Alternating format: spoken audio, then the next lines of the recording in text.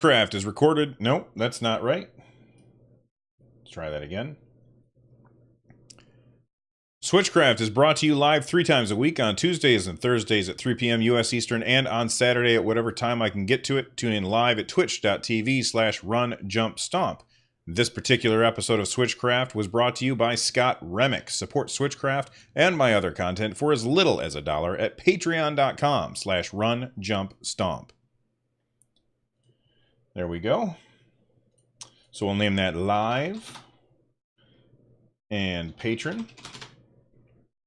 And we'll go file, save project as SC177. I've lost count. Yeah, 177. 177. Save.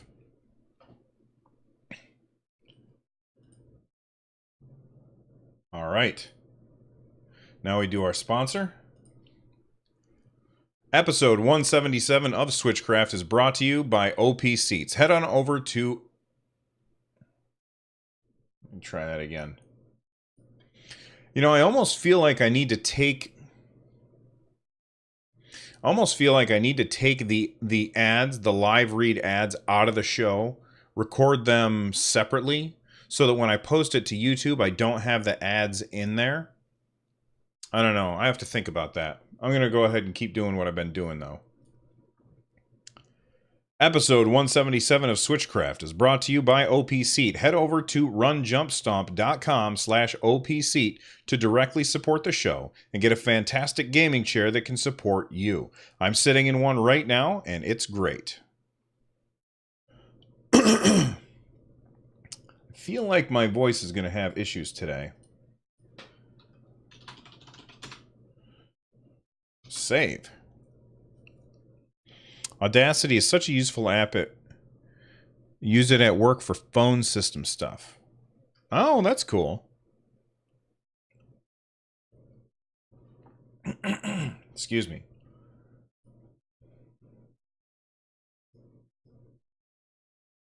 There we go. And we're saved.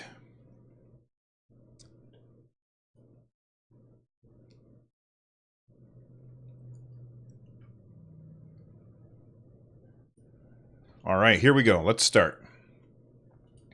So we're going to start off today. We've got a bunch of stories to talk about, like a lot. And most of them came from Nintendo's quarterly report. They dropped the bombshell that Mr. Kimishima, who has been the CEO of Nintendo ever since Satoru Iwata stepped down, didn't step down. Satoru Iwata passed away. I want to start that over as well. I can't believe I said that.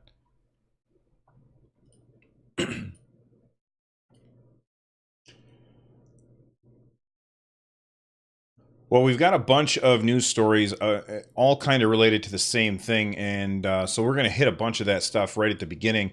The first one being that Mr. Kimishima, Tatsumi Kimishima, he was formerly the CEO of Nintendo of America, and then he's really a banking guy, and it was really a big surprise when Satoru Iwata passed away, and they said Mr. Kimishima is going to take over as interim CEO while they figure out where they're going to go from this. And he said, and I think it was one of his first interviews, he said, "Look, I am going to be executing the plans set in place by Mr. Iwata. That is my job, is to fulfill on what Mr. Iwata wanted." And a lot of people think that Mr. Kimishima did a great job. And I know a lot of people like me were very nervous when he was named, because we're like, a banking guy? I mean, before this, we had a gamer that wore his heart on his sleeve, who worked his way up through the ranks as a programmer, and that was our CEO of Nintendo. And to have that guy replaced by a banker was really just something a lot of people were worried about. But Mr. Kimishima did such a wonderful job executing the plans that Mr. Iwata had set forth before he passed away. And well, now Mr. Kimishima, we always knew that he was going to be an interim CEO, that he was going to be around for just a little while. And honestly, I'm surprised that it was as long as it was, but he definitely executed Mr. Iwata's plans, and now they have found their successor. And their successor is somebody who grew up playing the Famicom, and that is Shintaro Furukawa. Here is a picture of him, and if you're watching the video on YouTube, you can see a picture of him sitting next to Mr. Kimishima. He talked a little bit about what his vision was for Nintendo, and my guess is that we're going to be seeing a lot of things change with Nintendo as we now have this much younger generation taking the mantle. He is 22 years younger than Mr. Kimishima. That's a big difference. He said that Mr. Satoshi Kurihara, he's an analyst. He said the key thing here is that the management is getting younger, and they will have to execute the Switch's growth plan. So in that sense, it is a new start. And that's the thing that I want to think about for just a second, is that up until now, Mr. Kimishima has said, I am executing the plans that Mr. Iwata had set forth. But now I think that we have done whatever it is, that everything that Mr. Iwata had his fingers in, everything that he had a part of, we're probably past that by now. And now we're going to be executing new plans. And are they plans set forth by Mr. Kimishima, or is it by Mr. Furukawa, who actually joined Nintendo back in 1994? Wait, really? 1994? Wow, okay, that's surprising. He is that. Hold on, let me look real quick. That does not make sense. It says here Furukawa joined Nintendo in 1994 and worked in global marketing, served on the board. Oh, okay, so I guess that seems like a really long time ago for somebody who is 46 years old. 1994. Okay, well, I guess so. Let's move on. So he ended up saying, let me look for the quote here. Gosh, let me pause for a second. Where the hell is the quote?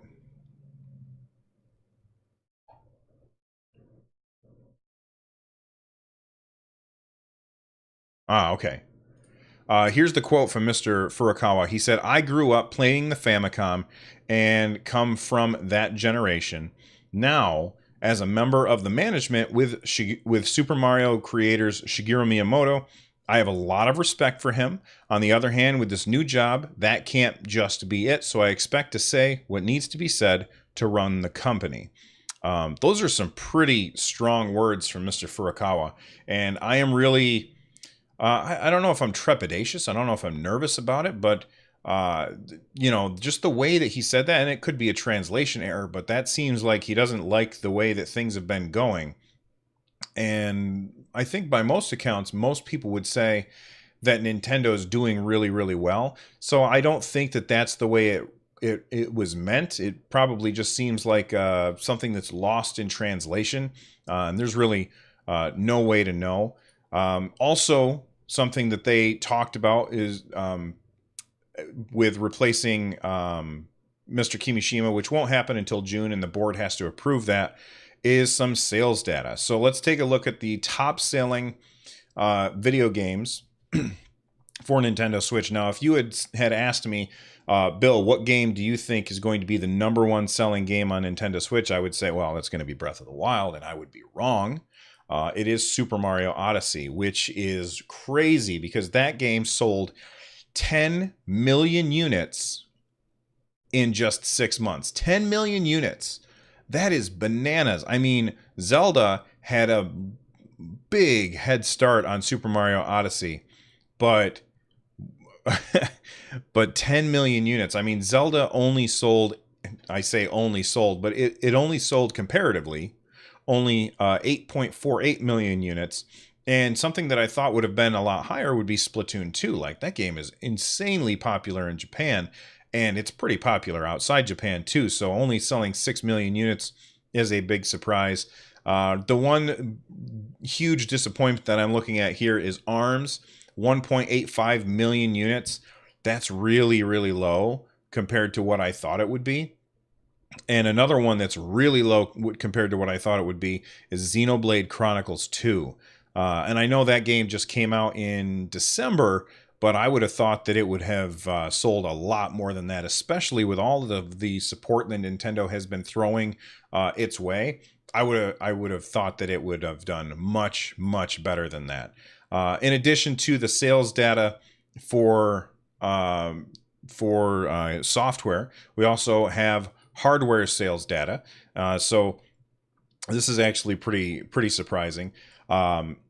I would have probably guessed that Nintendo sold around 16 million units since the Nintendo Switch came out, but it's actually 17.8 million units of hardware were sold for the Nintendo Switch, which is really amazing. Now, that is total units sold. So if you're watching the YouTube video and you're looking next to it and you see the Nintendo 3DS sold 72 million units, that's in its lifetime. Okay, so we're comparing the lifetime sales, whereas the Wii U lifetime sales only sold 13.56 million units. So in that first year, the Switch outsold the Wii U no problem.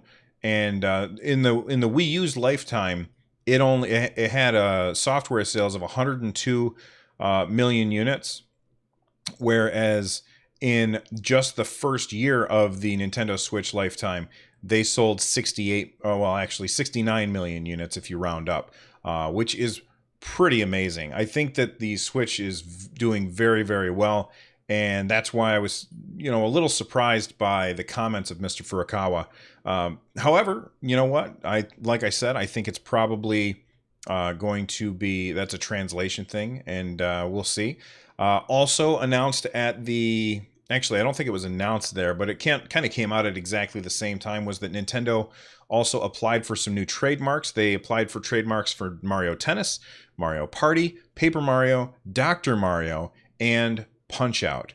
Now, when I look at this, I think, okay, well, Mario Tennis, Punch-Out, and Dr. Mario, we've just received, what's the word? We just had new games for all of those three come out in the last year. So Mario Tennis is about to come out. Dr. Mario, we haven't had a new game come out, but we have had it announced that Dr. Mario is going to be one of the games that comes out when the online service launches in September, and that was also confirmed at the press conference, or I don't know if it was a press conference or not. Maybe confirmed in a press release that we will be getting that in September. And Punch Out just had the arcade archives version come out on the Nintendo Switch. So, of the 5 things that were just registered for trademarks, we've got Mario Tennis, Punch Out, and Dr. Mario. We have new games of all of those. And then we've got Mario Party and Paper Mario, which we don't have new games of yet. So I expect we'll probably hear something about Paper Mario and Mario Party at E3 this year. Not a guarantee, but probably. I'm not sure. TF Wagner says we're already getting a better tennis, so I'm just asking for bowling. Oh, that's because, okay, let me rewind just a little bit in chat. I hope this means, TF Wagner says, I hope this means we're getting Wii bowling. And then Fisto says, I thought 'twas Wii Sports 2. And then TF Wagner made the comment about wanting a new bowling. And you know what? That kind of brings up an interesting conundrum. Would you guys be interested if Nintendo released Wii Sports as like just the original Wii Sports that came out on the Wii? Do you guys think that people would be interested in picking that up again for the Nintendo Switch? I mean, it's obvious that the Joy-Cons are capable of that. All the button configurations probably aren't in the right spots for some of that stuff. I'd be interested to see if people want that kind of thing. Personally, I don't want Wii bowling. If we're going to get a bowling game, I want it to be Waluigi lanes. I want it to have motion controls as an option, not requirement. And I think that would be cool as you are running the bowling alley as Waluigi, but you can also play bowling as a player as well. All right, so that is a whole bunch of news, and I was able to squeeze that down to a svelte 12 minutes. Let's go ahead and move on. Financial sales, I guess. I don't know. Save. Wii U Sports was so much better and had online play. Yeah, Waluigi Lanes, man. Waluigi Lanes. I'm telling you, Nintendo, make it happen. All right.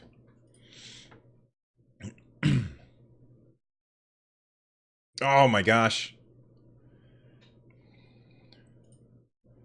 Just when you thought it was safe to go back in the water, I left out a big story, and that is that Nintendo's mobile IP, that's Super Mario Run, Animal Crossing, Pocket Camp, I can never remember the name of that, and Fire Emblem Heroes, plus probably, I can't, what is the Miitomo, like that kind of stuff.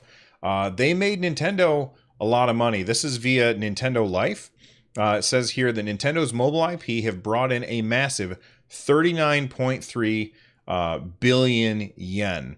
And according to Nintendo Life, this is a 62% year-on-year increase. That is a big increase. So that means whatever they made last fiscal year, the money that they made the next fiscal year went up by 62%. That is a ridiculously large number. Now, why is that number so big? Well, the reason that that number is so big is a couple reasons.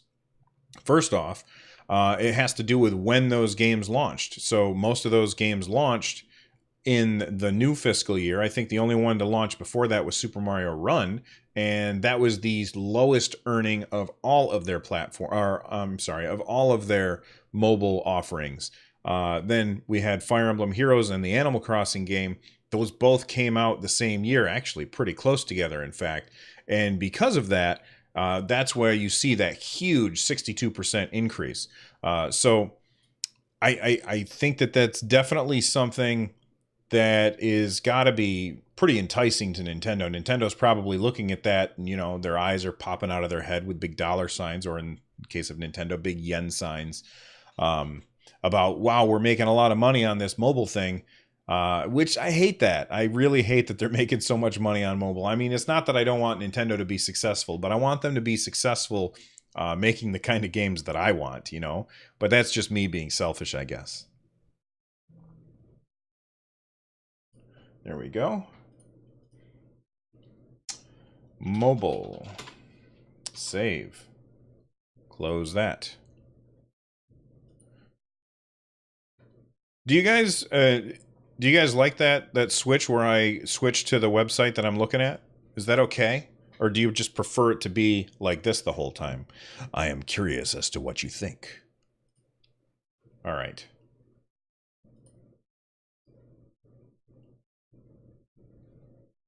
That's the same wish I have too. Well, that's good, Super 80s. I could see them releasing a Wii Sports type game bundled with a Labo kit. Yeah, I could see that, but I don't know.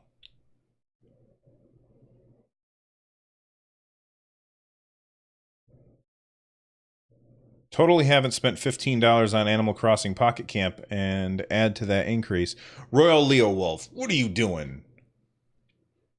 Oh my gosh. All right.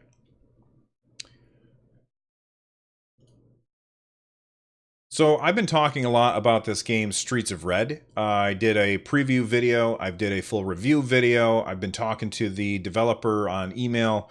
And I gotta say, I'm really, really impressed with the game. And it looks like I'm not the only one. By the way, if you haven't checked out that video, make sure you go to my YouTube channel, youtube.com/runjumpstomp. Check out my review of that game. Decide if you want to pick it up yourself.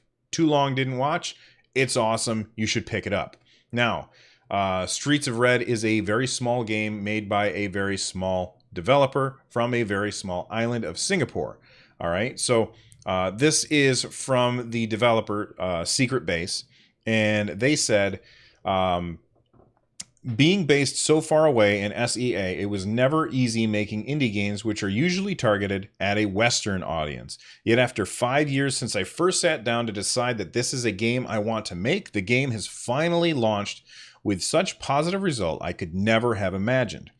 Reviewers in general have been really nice to us, giving us a solid 8 or above, often comparing us to Scott Pilgrim and Castle Crashers. Sales-wise, it's more than I dare hope for. In fact, at the time of writing this, Streets of Red is actually ranked 9th on the Nintendo Europe eShop best-selling chart, having sold more than 10,000 copies. We have managed to recoup our porting and development costs in just under 10 days. They continue. This is completely unexpected, as one would know. If you have been following my Twitter account, I have largely refused to look at our sales because for the longest time I just want to enjoy the comments and feedback from players or reviewers, my new friends and old ones, rather than sighing over sales I did not have. It was until one game tweeted an image. I guess I don't understand that sentence. Somebody tweeted an image of Streets of Red, ranking 14th, that I started to realize what happened. Still not really understanding it. Then they said, that's not the end. However, moving forward, we have some plans for updates, contents, and maybe gifts for our supporters. Will take some time, but hopefully soon. So that sounds like we're going to be getting new content for Streets of Red, which is awesome. I like that game is already really great, and I feel like there's a whole lot of replayability there. So the fact that it sold so well on the Nintendo Switch and recouping their porting costs in such a short amount of time, that makes me really, really happy for them, and really, really happy for us too, because that means, hey, they can afford to continue to develop this game. I'm going to kind of link this in a really strange way to Skies of Fury. Skies of Fury is another game that I recently reviewed, and you can check that review out on my YouTube channel again. But a lot of, like, one of the things I said in the review is that I had spoken to the developer, and they said that they really want to include network play, but it isn't something that they can do now. And this is an example of exactly what it's like to be a small developer. Like, it costs money to port a game from one system to another. It costs money to develop a game. And I got a lot of comments on my YouTube video saying, I can't believe that the developers, and I'm talking about Skies of Fury, I can't believe those developers are holding back network play. And I just want to say, because I got a lot of comments like that, it's not that that developer has decided, well, we've got this network play all done and we're just going to hold it back and see if we get good sales before we release it.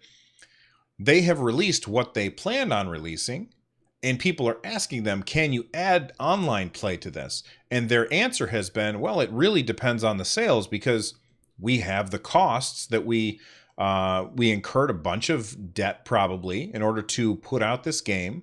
And now that it's out, if we are able to recoup the money that we have spent in order to develop this game, well, then sure, we'll try and work on network play.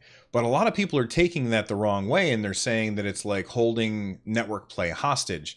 And when Streets of Red said this, a lot of people were like, yeah, thank you. That's awesome. You guys are going to continue developing the game. But if Streets of Red didn't sell as well as it has been selling right now, we wouldn't be looking at possibly getting new content from them down the road. So I feel like this is something where, yes, it's definitely a communications issue on the part of the developers of Skies of Fury, where they seem to have stumbled in the way that they want to communicate that. And Streets of Rage, they didn't stumble on the way that they want to communicate it. But it's basically the same idea. And a lot of people are lauding Streets of Red and, shouting down at Skies of Fury. And I think that they're both these small developers with low amounts of capital, and they have to figure out, where can I afford to make my improvements? And they made their decisions. And, if we get Skies of Fury with network play down the road, it'll be because it sold really well. And if it doesn't sell well, then they're not going to have the capital to do that. And now that Streets of Red sold really well. We're going to be getting updates to that game, and I think that that's okay.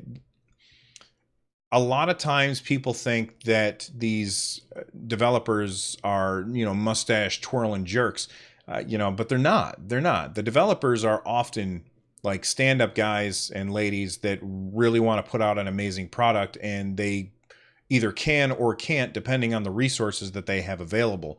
And usually it's the publisher that kind of gets in the way and does the sooty things.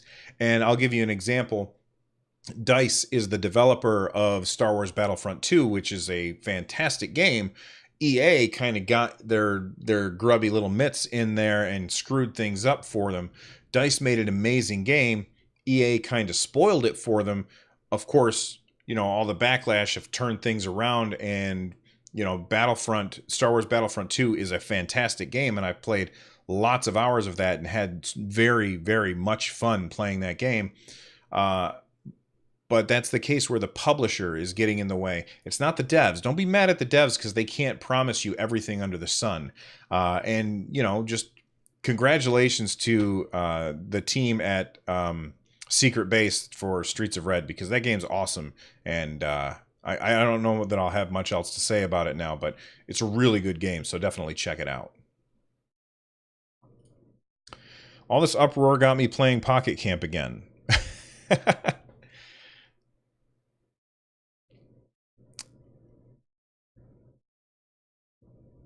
All right, let me name that Skies of Red. There, see, now I kind of combined that stuff.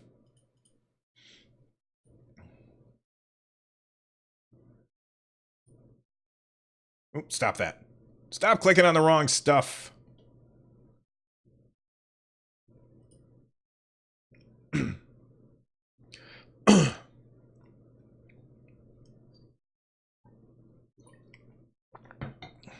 All right, let me close that.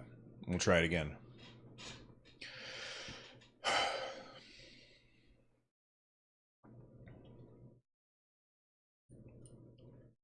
All right, guys, I've got some good news for you. If you have not already picked up Sonic the Hedgehog or Sonic Mania, you're doing it wrong, but there's hope for you, because Sonic Mania Plus is coming out very soon. It is arriving on July 17th, which is pretty far away, it seems like, but right now we got a lot to play. And if you don't already have Sonic Mania, you absolutely should buy Sonic Mania Plus when it comes out. But now we have a date that the game is coming out. It's July 17th. I am very excited for this. Not because, I already have the game, but I'm going to be buying the DLC for this game. Even though I didn't finish the original game, I'm going to go back and finish it because I had a lot of fun playing Sonic Mania. We had a tournament for our community. I think Link31254 ended up winning a dock sock from my wife's Etsy shop because he had finished the first level in, I think it was 29 seconds or something like that, which is just a crazy short amount of time. But there is a lot of replay value in Sonic Mania, and I imagine that there's going to be even more replay value in Sonic Mania Plus. So I highly recommend that you check it out. If you want to buy it now, then buy it now. It's not, it's not going to cost you any different if you buy the game now or if you wait until July 17th in order to pick it up. The difference is that you're not going to get some physical items, but if you were going to buy the game digitally anyway, then who cares? So my recommendation to you is forget the physical stuff, because that's just going to clutter up your house unless you got a cool, and if you're watching the video, unless you got cool shelves like I have behind me filled with video game doodads. Where was I? Oh, buy the game digitally now, play the hell out of it because it's an awesome game, and then pick up the DLC for $10 when it comes out in July, because Sonic Mania is awesome. And you know what? We all love awesome stuff. And we'll stop that. Sonic. By the way, guys, I don't know if you forgot, but you can use the Showbot.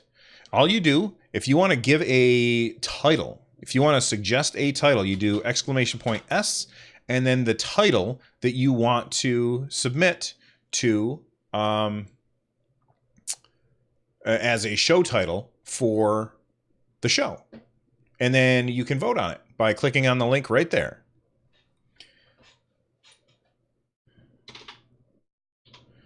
So I'll just show you real quick. It's bang S or exclamation point S if you're not a programmer. And then you would say show title. And now that's added to the list. And the chat bot says that it's added to the list. And sure enough, right here, it says show title. Okay. Oh, and I just voted for it. I didn't mean to vote for it. Can I unvote for it? All right, let's go back.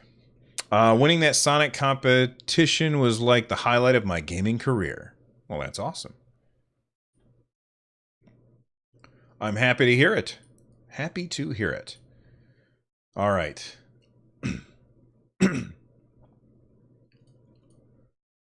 Speaking of release dates, we now have a release date for Octopath Traveler for the Nintendo Switch, and that is on July 13th. So that is going to be an expensive month. If you don't already have Sonic Mania, which is coming out on, what did I say, July 17th? Now we've got Octopath coming out on the 13th. That's even more reason for you to go out and buy Sonic Mania now so that you're not buying these games to back to back. So Nintendo of America tweeted this. They said, 8 travelers, 8 adventures, 8 roles to play in Octopath Traveler, brand new RPG for Nintendo Switch, available on July 13th. And that is going to be a day one purchase for me. I am very excited for this game. I think it looks ridiculously fun. And I will say this, be careful. Don't let your kids play this game. It has some dark stuff going on, even though it looks like pixel art kind of game. It's definitely a serious, what's the word I want to look for? Serious content or adult content in there. Not like nudity or anything, but there's some horrible things that are said to characters in the demo. And if you are interested at all in RPGs, I suggest you download the demo from the Nintendo Switch eShop because why not? It's a free demo. You can check out the game and find out what it's like. And, you know, I've talked about this before, but I want to make sure everybody remembers that they put out this demo. Square put out this demo.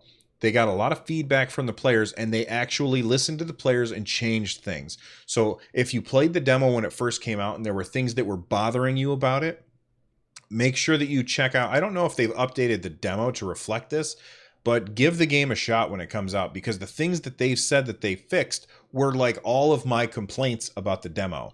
So like one of the complaints that I had about the demo was the fact that the saves were like in the wrong spots. So I would get to a spot, I would save my game, I would go up against a boss, the boss would monologue for a little while, and then I would get killed because I wasn't really paying too much attention because I was doing 12 other things at the same time.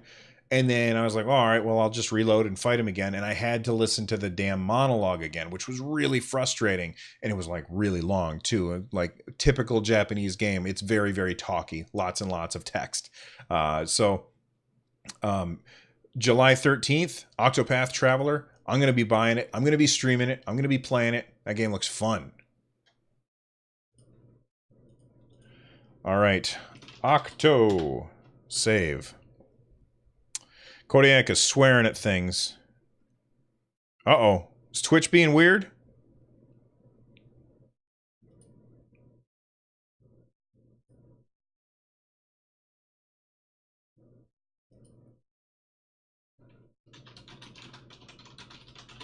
Am I still live?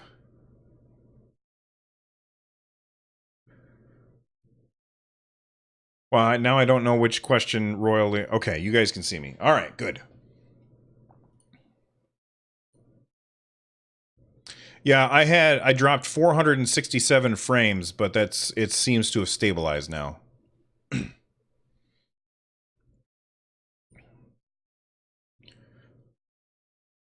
All right. Okay, everyone, to wrap up the show, or no, before I wrap up the show, that's what I wanted to say. I've got, let's see, 2 videos that I want you to check out. The first one is the latest from the NES Archive. The NES Archive is my videos where I'm going through and taking a look at the video games that were on the North American Nintendo Entertainment System.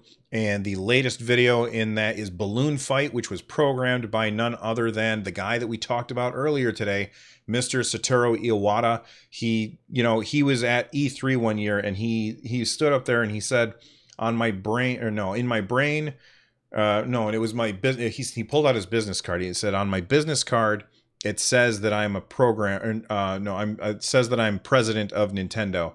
In my mind, I'm a programmer, and in my heart, I'm a gamer. And that guy poured his everything into pretty much every game that he worked on. And Balloon Fight was one of the first games that he worked on for Nintendo, and it was a really fun game. So make sure that you check out my NES Archive video for Balloon Fight.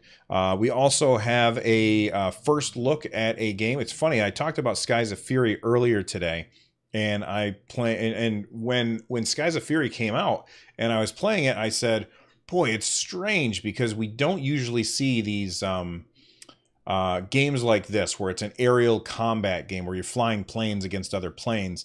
And then to have another one come out like a couple weeks later is a big surprise. So Sky Rogue is a very, very different aerial combat game, whereas Skies of Fury is a game where you are flying in World War I planes and all you've got is bullets. Sky Rogue has like missile lock on and stuff like that. And they even have this really interesting mechanic where you can hold the right Joy-Con in your right hand, of course, and the other Joy-Con in your other hand, like horizontally. And if you're watching, my Joy-Con's up here, I don't. And if you're watching the video right now, so you've got them like this, and you can tilt the right Joy-Con as like a flight yoke, and then you can tilt the left Joy-Con as like a throttle. Like an old school flight sim controller. And it actually worked surprisingly well. I mean, I don't think I would play with it very often, but it was pretty surprising how well it worked. Just goes to show you how well constructed the Joy-Cons are. They did a really good job on those. But Sky Rogue is my first look at the game, and you can check out that video again on my YouTube channel.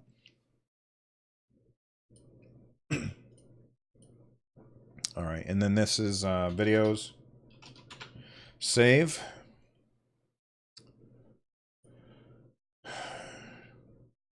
Let me check something. Guys, I need titles. Anybody have titles? I need titles, guys. Showbot. Just bang S in your title submission, whatever one you think is the best. All right, here we go. All